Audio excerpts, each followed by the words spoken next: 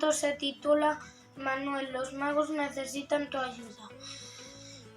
Este cuento se trata de una bruja malvada que atrapó a los magos en su propio castillo con su gelatina verde y maloliente. Los magos estaban atrapados y necesitaban ayuda. El más sabio de los magos miró por su catalejo y vio a Manuel, un niño que quería ser mago.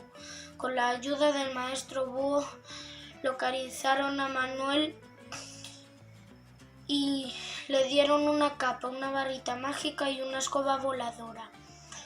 Manuel se puso la capa, cogió la varita mágica y se subió a la escoba voladora, buscando a la bruja por todas partes.